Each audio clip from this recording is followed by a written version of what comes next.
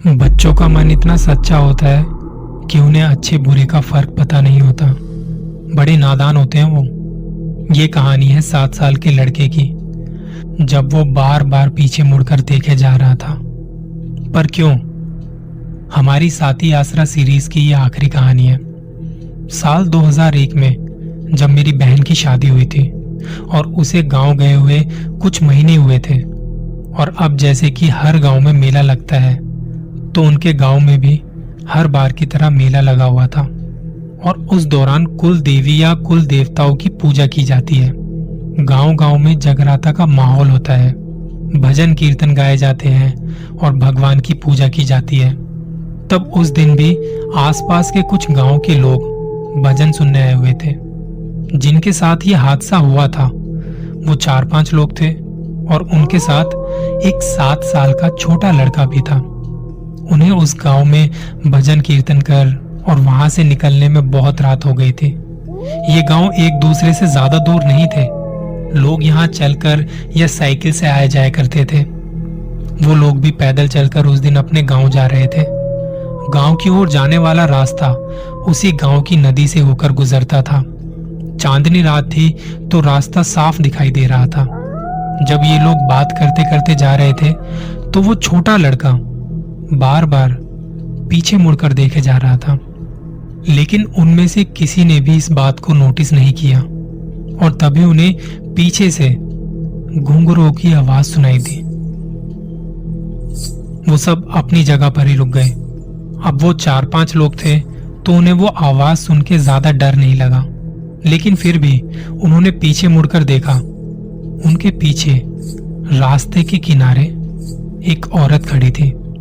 उन्होंने उस औरत से पूछा कि इतनी रात को तुम यहाँ अकेले क्यों खड़ी हो? तो उस औरत ने जवाब दिया कि उसे अपने गांव जाना है, पर उसे अकेले आगे जाने से डर लग रहा है। और तब उन लोगों को उस औरत के जवाब से कुछ शक नहीं हुआ। उन्हें लगा कि शायद ये महिला भी गांव के मेले में आई होगी और किसी वजह से रुक गई होगी, और अब डर के मारे ये आगे नहीं जा पा रही। उन्होंने उस औरत को अपने साथ चलने को कहा, और वो भी उनके पीछे पीछे साथ साथ पैदल चलते हुए जाने लगे। वो 7 साल का लड़का अब भी उन लोगों के आगे आगे चल रहा था, और वो औरत उन सबके पीछे चल रही थी।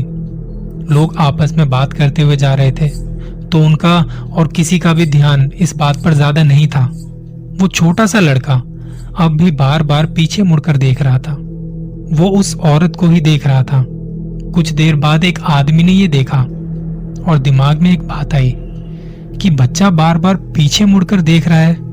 और तब उसने बच्चे का हाथ पकड़ते हुए पूछा, अरे क्या हुआ तुझे?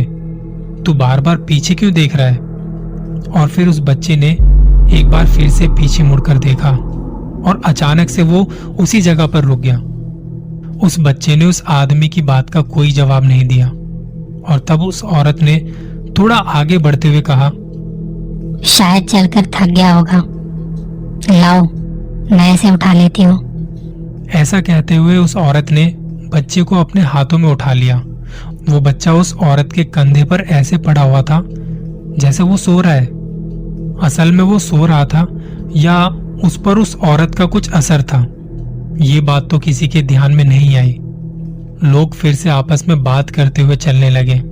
वो औरत उस बच्चे को लेकर पीछे पीछे जा रही थी।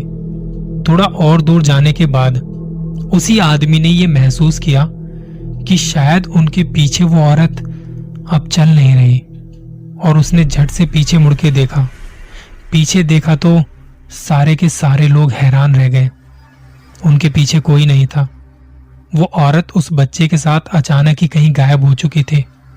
वो सभी लोग बहुत बुरी तरह से डरे हुए थे, और फिर उस बच्चे को जोर जोर से आवाज लगाने लगे। वहीं आसपास उसे ढूंढने लगे। समझ नहीं पा रहे थे कि वो औरत अचानक कहाँ गायब हो गई। तभी किसी ने बीच में कहा कि हम नदी के पास वाले रास्ते पर हैं, तो हमें नदी के पास जाकर देखना चाहिए, क्योंकि रात के वक्त नदी में डूबकर मरने वालों की आत्माएं पानी से बाहर आती हैं। उसकी ये बात सुनकर सारे के सारे नदी के पास चले गए। जब वो वहां पहुंचे तब वो बच्चा वहीं नदी के बाहर एक किनारे पर पड़ा हुआ था और एक सफेद परछाई नदी के बीचों बीच उतर रही थी। वो धीरे धीरे नदी के अंदर जा रही थी। उन्हें पता नहीं कि वो बच्चा कैसे बच गया। वो लोग जल्दी से उसे उठाकर वहां से निकल गए।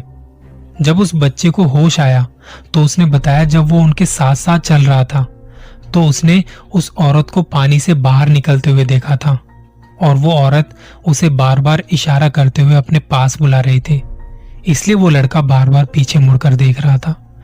लोगों का मानना था कि साती आसरा या 7 अप्सराओं ने उस बच्चे की जान बचाई है और इसलिए वो आत्मा बच्चे को पानी के अंदर नहीं ले जा सकी। कुछ दिनों बाद उस आदमी ने जहां वो घटना हुई थी वहीं के गांव के लोगों से इस घटना के बारे में बात की तो उसे पता चला कि उस औरत की उस नदी में डूबकर मौत हो गई थी। एक दोपहर वो औरत नदी के पास कपड़े धोने चली गई थी। वहां गांव की कुछ और औरतें भी कपड़े धो रही थी और उनका कहना था कि मरने वाली औरत एक पत्थर पर उसका पैर फिसला था और वो कपड़े धोते धोते गिर पड़ी और वो अचानक से पानी के अंदर चली गई, जैसे किसी ने उसे पानी के अंदर खींच लिया हो।